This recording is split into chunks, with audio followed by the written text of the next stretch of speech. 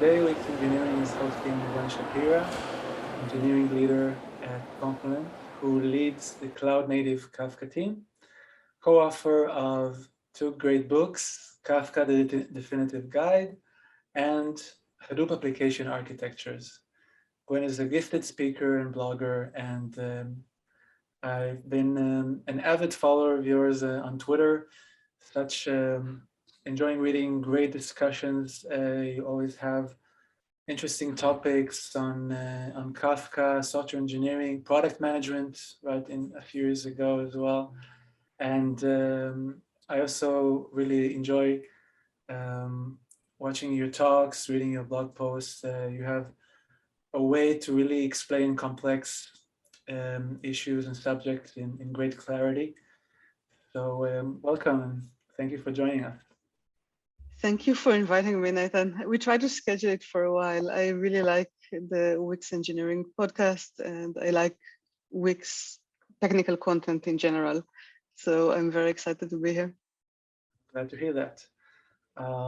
So I thought that we will start with an introduction to the software engineering area that Confluent and you are working on, which is basically event-driven architecture, event-driven programming style. So let's start with what is it really? What is it, event-driven architecture? We're talking about microservices, right? What does it mean? Yeah, it actually means several different things, really depending on your approach. At the simplest level, if you're an architect, you can look at it as a collection of design patterns that kind of fit well together. You have things like CQRS, you have things like event sourcing, there's several other things you do. And it's actually good to approach it as design patterns that work well together and not as one architectural style. In general, as you know, I'm a big fan of Scala. And the reason I like Scala is that it doesn't force you into any purist approach. It gently recommends immutability, gently recommends functional style, but you can really mix and match to really express the best way that the code will be readable, performant, etc. And I feel the same way when you go and level up for the architecture. You shouldn't really be dogmatic and say, okay, I'm doing an event-driven architecture and I'll use every single pattern and everything has to be done that way. This rarely ends well, but it is good to be familiar with those patterns and the programming style because it has a lot of benefits in many cases. It does play well with immutability. The whole idea is that events are written once and always kept in order. You can replay it as many times as you want. But the fact that I just published a new event that the weather today is 42 degrees Fahrenheit does not change the fact that yesterday it was 60 degrees Fahrenheit. So you keep publishing new events and modify new facts about the state of the world that then services that subscribe to it can act upon them and they can take them as commands, they can take them as new information, they can use them to hydrate their own data store. That's a very common pattern. So there's all those things you could do once you have those events. And I think having a record of everything that happened in your domain is very useful for any microservice. But I can also see that many microservices maybe would be too simple to do that. And all you want is occasional ping, here's a request, send back a response, and life will go on. So don't be dogmatic, but do be familiar so you can make good calls when it's appropriate. Okay, great. And when it's appropriate, do you see any challenges in working with this architecture? I think for a lot of engineers, it's a mental paradigm shift. Like usually engineers who are practiced in those design patterns and kind of know how to write them. I don't see tons of challenges there, but for most people, this is not something they learn in school, essentially. So they will have to learn that. Sometimes they do it from video classes. Hopefully, it's something that is already happening in their company and they can learn from a good mentor and by pairing. But a lot of times it really isn't. And then, if you read a pattern in a book and you try to apply it to your own real world scenario without a mentor, really trying to figure it out by yourself, there is a lot that can go wrong.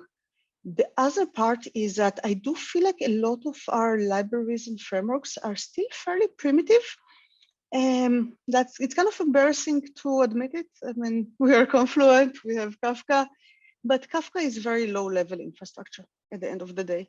So most of the things you actually want to do, you will need to find a third-party library, and a lot of times you will not find something that is exactly a good fit for what you're trying to achieve, and you will need to kind of modify, invent, and then obviously it gets more risky if you're not experienced and trying to invent a missing wheel.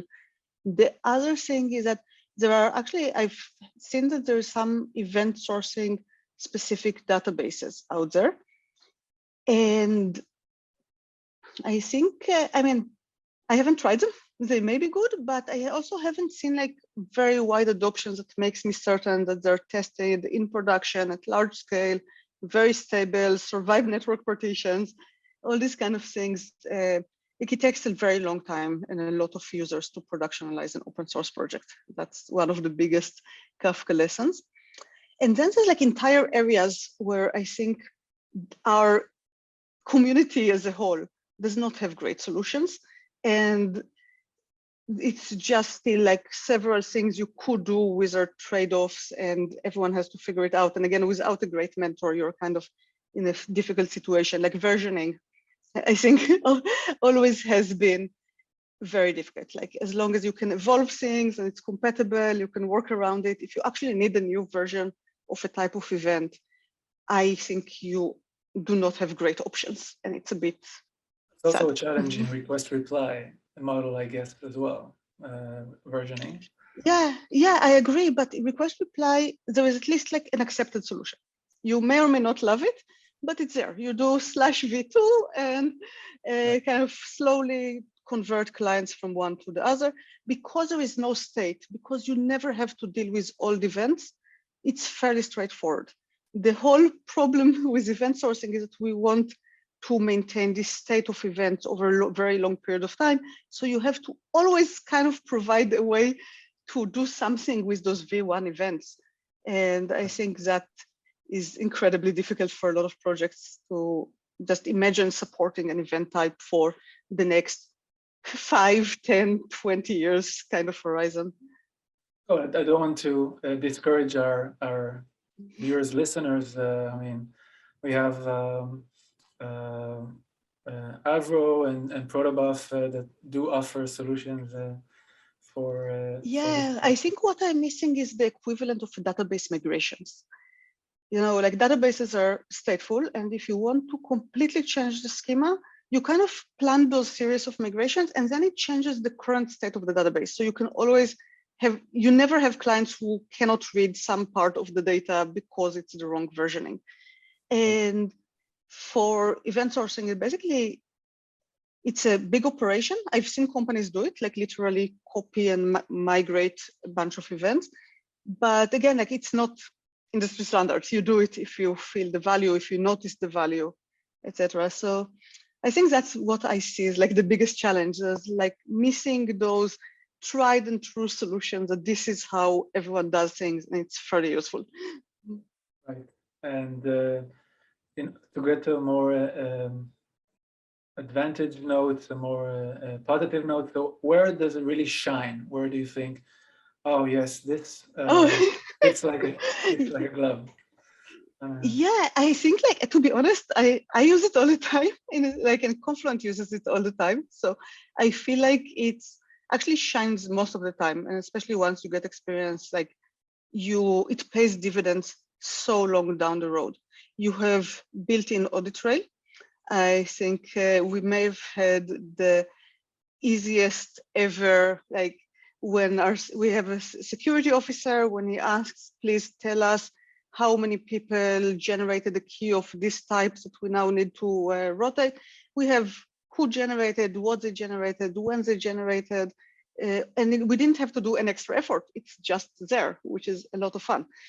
So we really like that. If you mess something up, going back in history and selectively replaying, we do a lot of it, especially when we have new features during development. It's very nice. You can copy a log of events from production to development and basically iterate on it as long as you need to. We do it a lot for metrics because Confluent has a lot of automation based on metrics. Like if something happens in the metrics, we move stuff around, we restart things, etc. We basically can stream events, metrics from production to a development machine and just run it in development as if it was the production, which we like a lot. Great, sounds great. So we talked about event-driven style. Oh, wait, I forgot. Yeah, I forgot to mention the best. The code Sure. looks nice. Like the style of coding that is reactive to events with something like it's, after you get used to it, it's so natural and so nice to read. Something happened, here is what I do. It's like a collection of listeners. It's I find it very much nicer than a lot of threads changing control between them. That's right. it. You have like local reasoning when you handle an event, definitely. Exactly. Right. And so we talked in general about event-driven style. Now let's talk specifically about Kafka.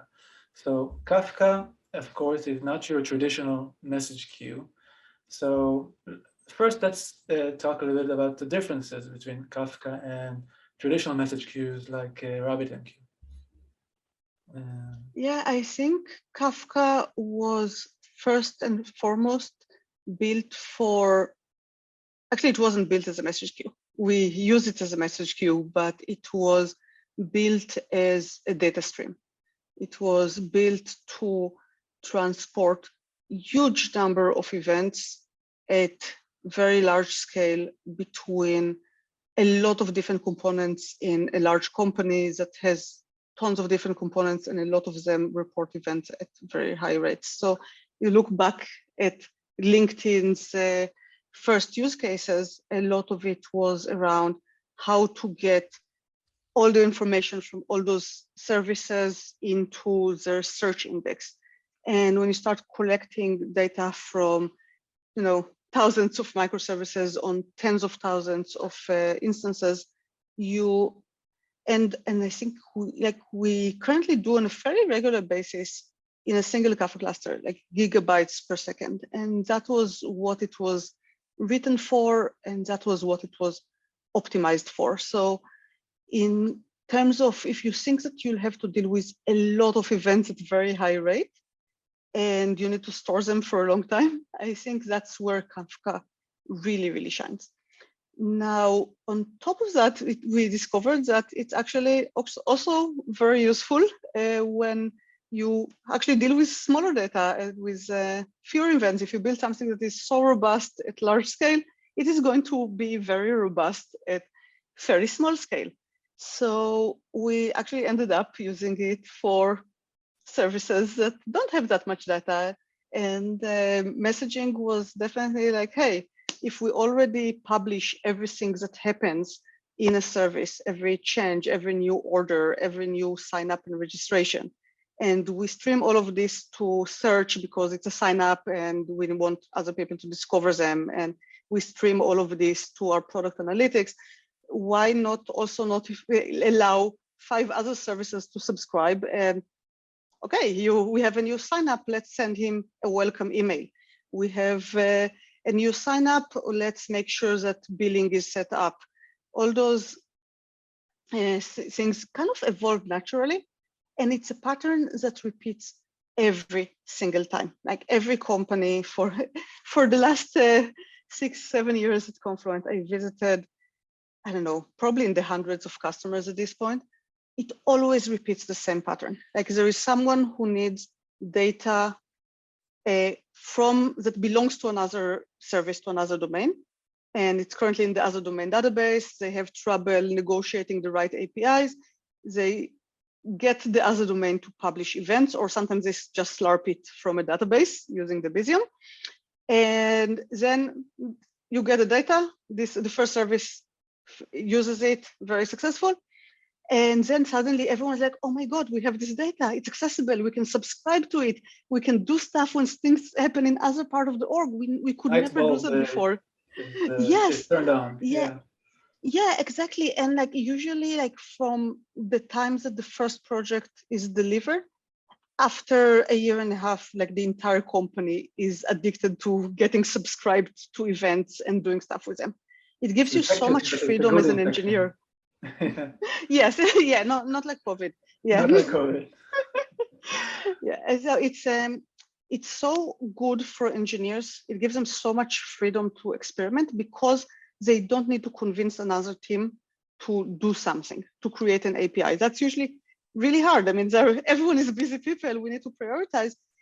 Allowing a team to be productive independently because they have access to everything they need to be productive is, it's kind of magic for engineering teams, right? Absolutely. So let's talk a little bit about where Kafka scale and like in the future is going. I know that Kafka started off paired to Zookeeper, right? And there is an ongoing effort to remove this decoupling. So can you share a bit about this journey and what will it mean to decouple Zookeeper completely from Kafka? Yeah, so I think a lot of it is kind of misunderstood because the focus on decoupling Zookeeper, which is actually Zookeeper is fine. We don't have serious Zookeeper trouble, and please don't go and decouple Zookeeper from everything you do with it because it is a very, very solid, stable, tried and true technology that serves us well. What we really wanted is to make Kafka more event-driven.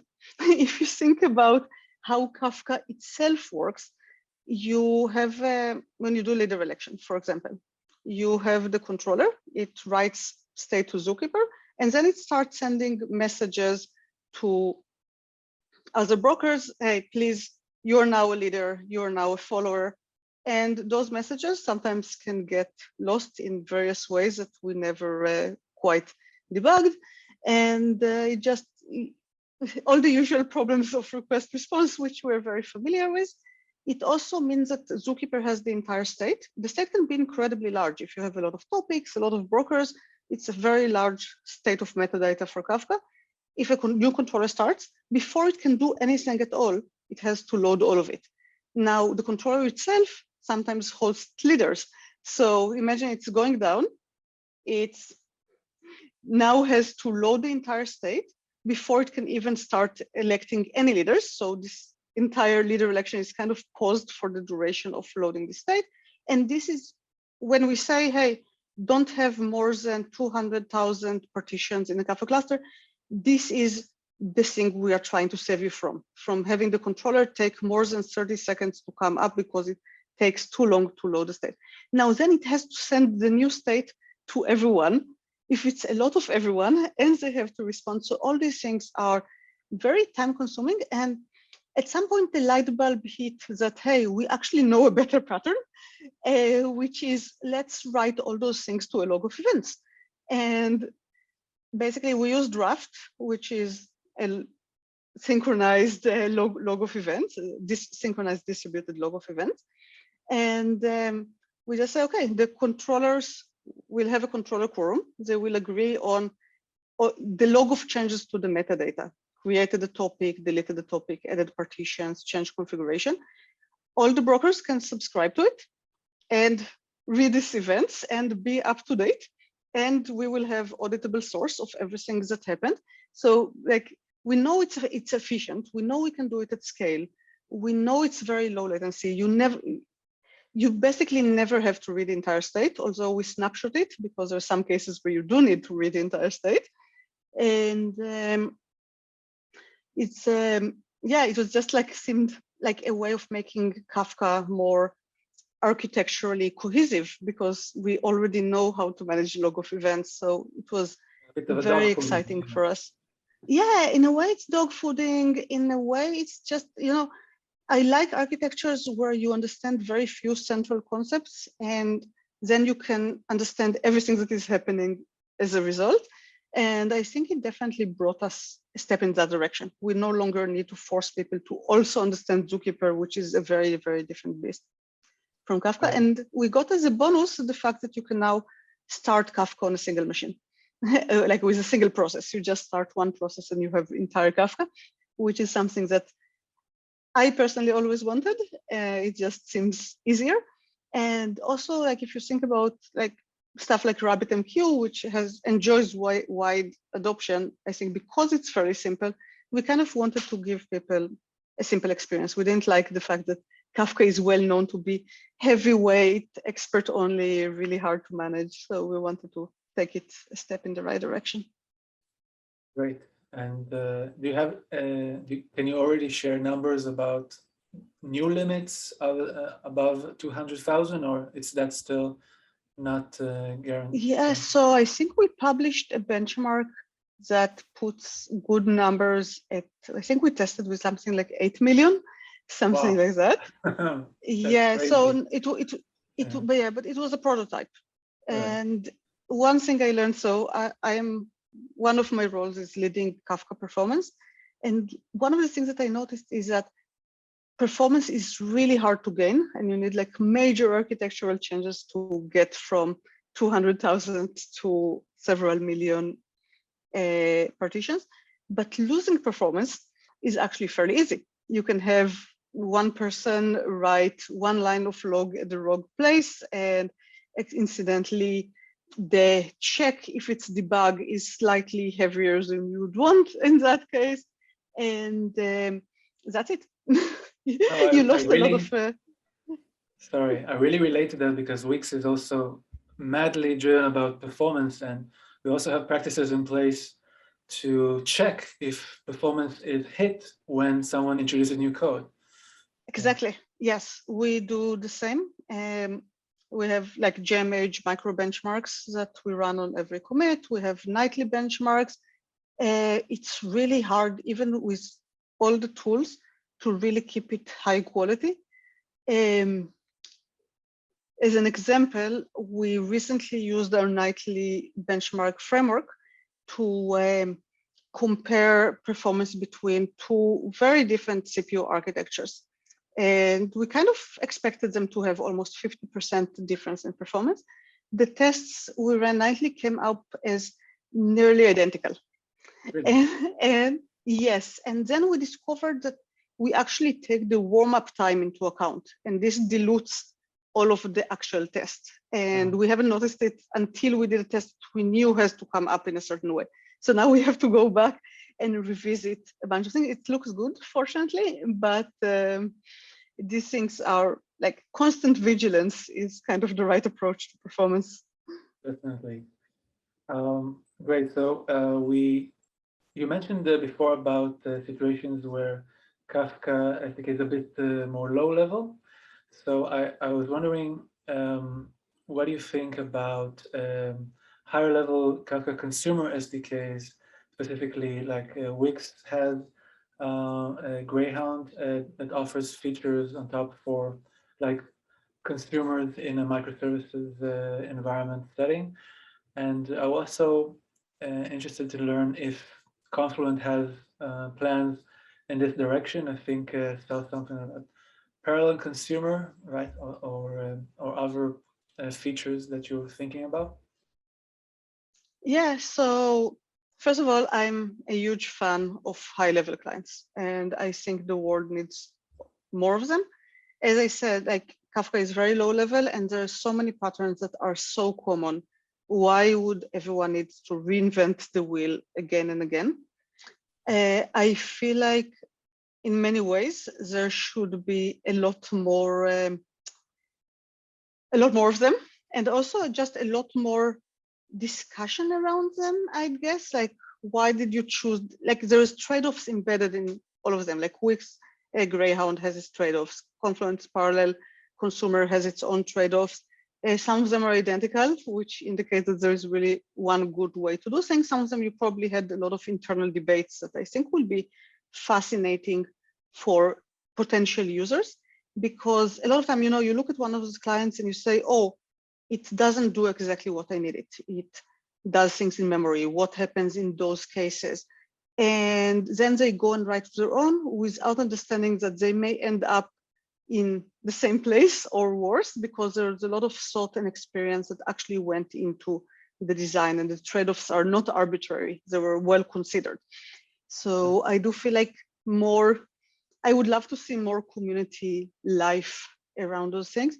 Also, anything that will make people comfortable, because you see something from Wix, you don't know, is it stable? Is it really good? How many bugs does it have?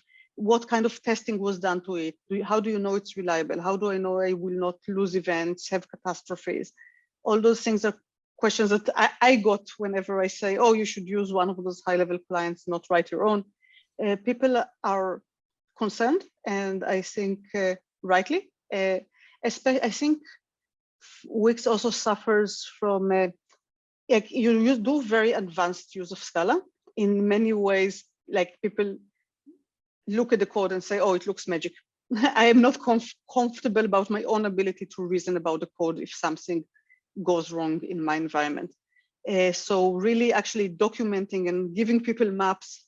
How do you reason about this code? Where to look for things? How we troubleshooted something that went wrong at Wix. I think people will really enjoy that. And then I keep getting requests for a lot more patterns. So if you don't mind also adding an orchestration pattern support, I think this is like the single most requested pattern that we keep getting from the entire world. So I see. Stuff like ethereal transactions, stuff like that. I didn't. Several transactions would be good in this case for a lot of reasons. I mean, there's always the pattern of events on a key that actually belong together, and you don't want to get partial view.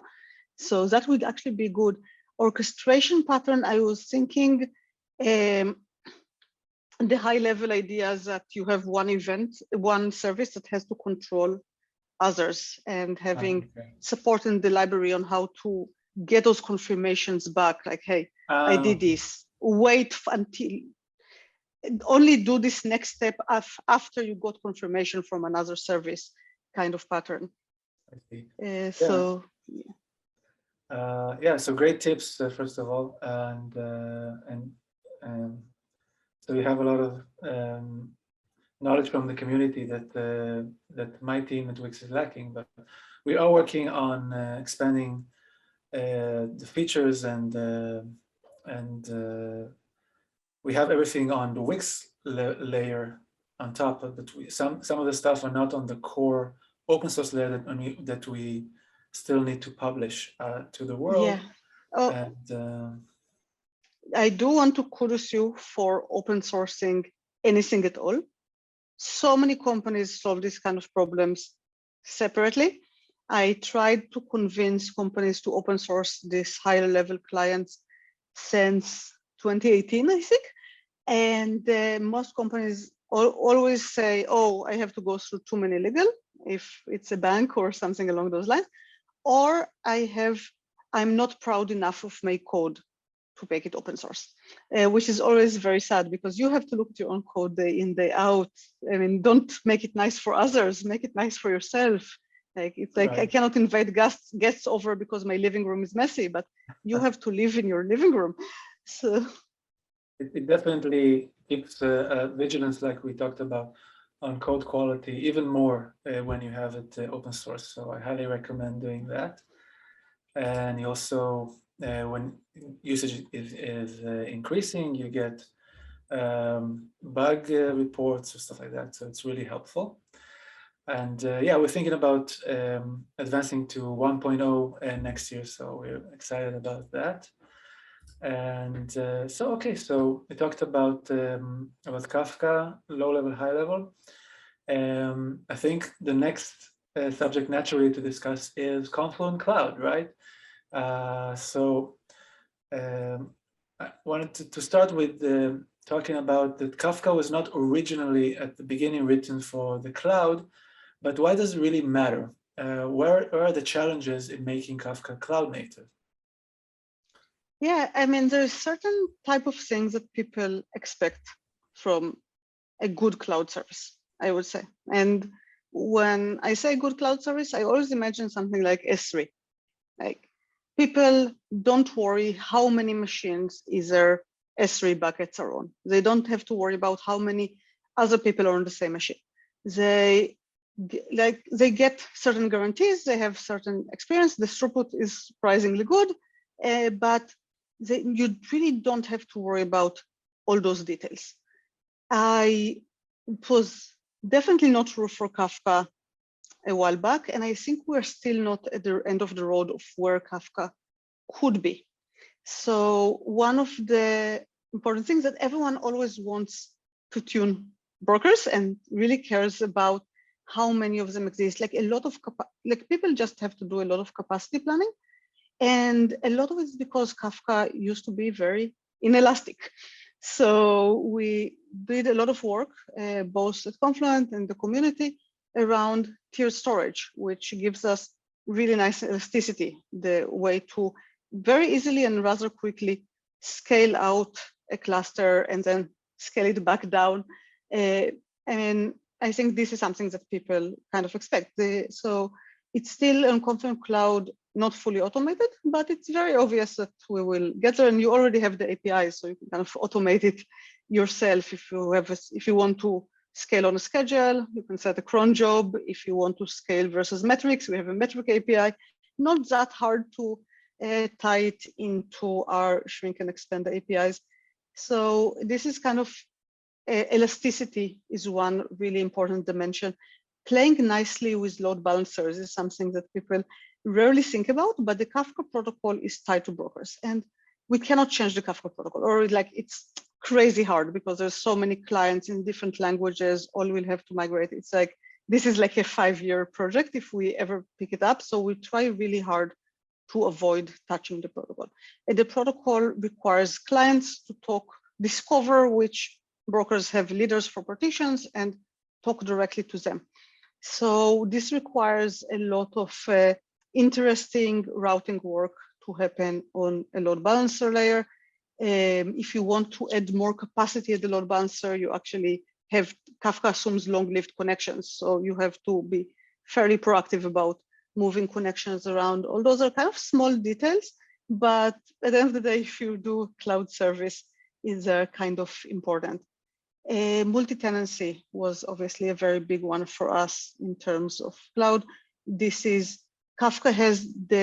Apache Kafka has all the tools required for multi-tenancy, which is mostly its quota capabilities. But in Confluent Cloud, we basically did a lot of automation with that and a lot of very smart algorithms to allow tenants to share a cluster. As long as there are resources, they will split them intelligently.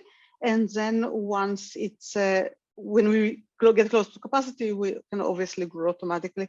So we have a fairly nice, with pretty good isolation, multi-tenancy inside Kafka. We are very proud of it because it's really unique, and it's also useful for, it's useful for Confluent Cloud, but I think a lot of businesses have multiple logical tenants in them, like, this group versus the other group, then resource sharing is a good thing to provide for them.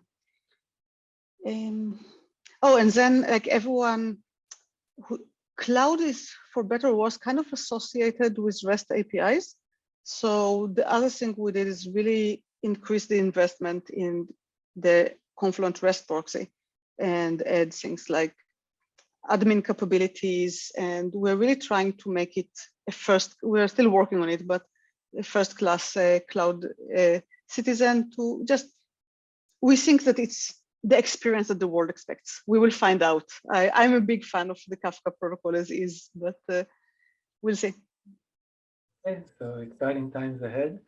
I was wondering if you can share a little bit about the behind-the-scenes architecture for this elasticity you mentioned, because it really sounds, well, it depends on how you implement it. Like you have a pool of brokers. How does it work? That in terms, you said that the protocol itself is limiting. So really interesting to hear about the elasticity. So the main limitations the protocol applies is that in order to use And your broker, you need to have some partitions on it and clients that produce and consume those partitions. In the past, if you had a very busy cluster, it was very difficult to move a partition from one place to the other because it could be moving terabytes of data over a fairly busy already network, and you don't really want to impact existing things. And also just figuring out what to move was a rather challenging algorithmic problem, which incredibly large number of companies resorted to doing either by hand or with fairly random scripts. So we wanted to attack both problems. We wanted to take the part that is that makes it easier to move things around, and this we did with tiered storage. So today, still work in progress on Apache Kafka, but fully production for several years now in Confluent Cloud. We actually only store a tiny bit of the data for each topic on the local disk. Most of the data is tiered to S3, which means that if I need to move something, for each topic, I usually need to move on average maybe 50 megabytes. That's obviously a big improvement over gigabytes or terabytes. So all those movements can happen really fast, and it really speeds up the time until those new brokers are fully utilized. And so that was part one. A lot of people were kind of worried about the performance implication of tiering to S3. We found that it actually solved one of the biggest concerns that people had with Kafka. So people were always concerned, if I read all data, it will mess up my caching, and then it will slow down reading and writing of new data. And I actually want this separation between reading all data and really fast work that is happening in memory. Luckily, if you read from tiered storage in S3, it's a network read. It does not go through the page cache. It's slightly, the initial bytes are higher latency, but then it's high throughput. So everything after the initial byte you get at normal read from disk speeds. And it does not go through page cache. So everything that is working from memory will just keep running business as usual. We actually found some optimizations around pre-caching some things to memory. So it's actually ended up being not just helping elasticity, but really helping performance in ways that we did not initially fully expect. So that was pretty cool. And then there is the algorithm for moving stuff around. So now that it's easy to move partitions, you just want something that will automate it and will choose the right partitions to move over. In the community, the tool of choice is cruise control, recommended. A lot of good companies use it. The main thing is that it's finicky. You need to tune it, essentially. It will not, 90% of your cases, it will not actually work out of the box. So there's like a gazillion parameters around how to prioritize different goals, how to, different limits that you can set, different rates that you can set. This is good. It works really well for most companies. The problem is that I have 5,000 clusters to manage. This was kind of a random number. It's not the actual number of clusters to manage, but it's not that far from it either. So I have several thousand clusters to manage, and I cannot hand tune each and every one of them. So we basically built algorithms that are slightly more general, and also we believe slightly better at taking into account the current behavior of the cluster. And it works. We borrowed a lot out of cruise control. I think if you run Confluent platform with self-balancing, you'll actually may even see some very familiar things in the log. But we really had to make a lot of the tuning kind of self-learning, essentially, in order for us to not have to babysit every single cluster in our fleet. Right, amazing work. So I always wondered regarding Confluent Platform, Confluent Cloud, and didn't ask. So now I have the time, the opportunity to ask. So we have the open source Kafka code base, and the Confluent code is on top of that. It's like a fork of that. How does it work? So. Yeah, it's actually, that's a very good question. We started out with plugins. We basically plugged extra stuff into Kafka, and that took us quite a long way, and it was very easy to maintain. Like, we had normal Kafka build, and then we built the plugins and we deployed them. That was very straightforward. At some point, we decided that we actually want to modify things that are more core, and they're still very separate. So the entire balancing work, we built it as a plugin, but the integration point is not as simple as load this library into a well-defined interface. It's slightly more closely integrated with the controller. And we did this in several places. So, you know, it kind of starts accumulating after a while. And it's interesting. Like, I'm continuously thinking about this choice. The main benefit of being forced into the plugin model is that it forces you to define really nice interfaces. And I miss that. Like, a lot of things that were kind of integrated together. I'm like, can we clean it up? Can we make these boundaries better defined? Can we have clear separation of responsibility? Like, if you don't have this hygiene, it's a bit, it's too easy to create something that is not as clean as you'd like it to be.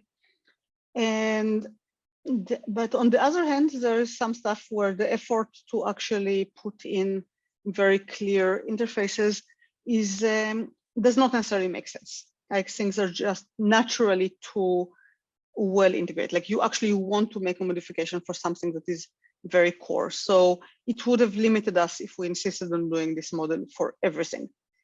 And now we have a price to pay. Like, we still want to keep up with upstream, which means that every single change that happens upstream, we have to merge. Some upstream changes are incredibly substantial. I mean, the KRAFT work, a lot of the protocol changes, the tiered storage, like, a lot of them are large. So we have a lot of people working full-time, basically, not as their job description, but for a specific period of time, full-time job, just bringing in the changes, merging them, figuring out how things are going to work together. It's not like an easy merge, click the merge button at all. Like, it requires their own testing, and really like design work. How will this new topic ID, as an example, how will topic ID work with our isolation mechanisms for multi-tenant? Like, it basically, someone has to design it. It's not just I'm going to merge and it will magically work at all. Right. So yeah, there's a high price to pay. I hope we are doing the right thing. I think we are. I think we're doing the right thing for the community and for Confluent Cloud by working the way we do. Very interesting. Great insights. So I wanted to finish our interview with a bit more personal note. So I read that you started your engineering career when you chose to become a DBA, right? So it's a role stereotypically associated mostly with men. So can you share a little bit about your personal story when you started your career and how you ended up where you ended up? Yeah, I guess nobody told me it's associated with men. So I started my career as a software engineer, but I did my degree in computer science and statistics. And I was happy that very early on, my job was around data analytics. So, you know, writing a lot of queries, creating really nice dashboards. It was not like business analytics. It was actually part of a product that Mercury Interactive at the time sold. So it was really nice to work on that. And obviously I got to know the database really well because analytics kind of depends on good database skills.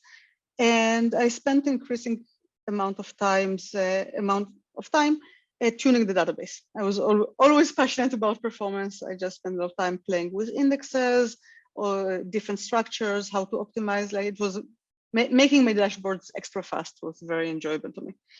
And then I think like maybe 2 years into my career, our amazing DBA, like super rock star, world famous DBA at the time left.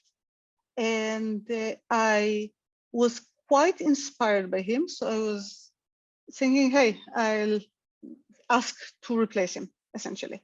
And it was like, remember, I had 2 years of experience. He had like, I don't know, 20 years world famous DBA. Can I get his role? So the company was surprised. Yes. Yeah, exactly. The company was very supportive. And the funny thing is that when I asked like friends and colleagues, hey, do you think I'm making a good career move? Actually, everyone told me that it's a good job for a woman. So I did not, really? I didn't realize that it's actually rare for women to do this role. And I always, like throughout my journey, there were always really impressive women around. I remember, and I'm blanking on names because it was 20 years ago, but very early when I became a DBA, I started working closely with a superstar RAC expert at Oracle Israel. She was a woman. She was so impressive. I learned a ton. And then I moved to a different job in PTN, which was kind of a database consultancy. The top SQL Server expert was a woman. We very soon hired world-renowned Oracle expert. She was one. So it was just, it felt like very, very impressive women were always around me. So I think I never until now realized that it's there is like a stereotype around it, I guess. I see. Okay, that's great to hear. You know, that's the nature of stereotypes, I guess. And do you sense any change in the working environment during your career? What's the balance between men and women programmers at Confluent and in management roles? How do you see that? Yeah, things definitely improved a lot, I have to say. Like when I started my career, it was still fairly rare to have women engineers. And actually in Israel, it was better than in the United States. I think it's partially, I think because of the army, they ended up having a lot of women who just had like, you know, mathematical inclinations getting sorted into engineering roles. And then it's kind of natural to continue. But in the US, like it was definitely so many meetings as the only woman in the room. And Confluent is good about it.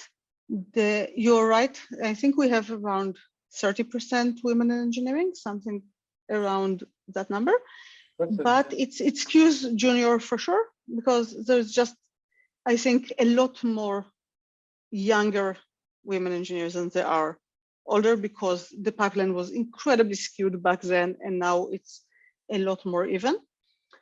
And I'm really excited to see how fast people grow, essentially. And I want to think Confluent is a supportive place for women to grow in. Like we pay attention that, you know, do we promote male and female at similar rates?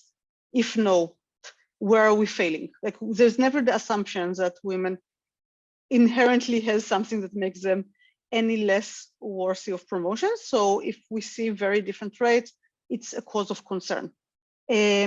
Managers with very skewed hiring rates, like if you hired 8 people these years and all of them are guys, it is going to show up in your performance review. Like this is not considered a successful manager. You have to work on it. So I think that the effort is there. And we also have really, really strong representation of women in the senior ranks. So Virginie Sivaram is a principal engineer at Confluent. She's a co-author of my book. We have 4 co-authors, so 2 of them are women. And she's one of the top Kafka contributors, PMC member, one of the smartest, best engineers I've ever met. So we have, my team actually have only, I have in my org, the cloud native Kafka, we have 3 managers. We're actually all women. I was actually, super worried about hiring the third woman manager. Because it was like, oh my God, I mean, what will people think? All of the managers in my org are women. Like it doesn't even look diverse. A man would never have thought such a thought. Exactly. That's exactly what my manager told me. Look at all the other guys who only manage guys. Just hire the best person for the job. Don't look at gender. So that's how I went with it, and definitely paid off. So and then it's not just my org. Like we have women manager throughout Confluent, women senior, like all the way until the direct reports of our VP of engineering. We have great women there. So it's everyone has a good role model to learn from, which is fantastic. That's very inspiring to hear. That's great. And so one last question. Can you provide any tips for our viewers on how to expose their daughters and nieces and so generally to programming and encourage them to pursue software engineering careers even? Yeah, so there's several things. First of all, you're right. You have to expose people. So I do think that, parents and relatives recommend hobbies, right? Did you try ballet? Did you play the piano? Are you playing basketball?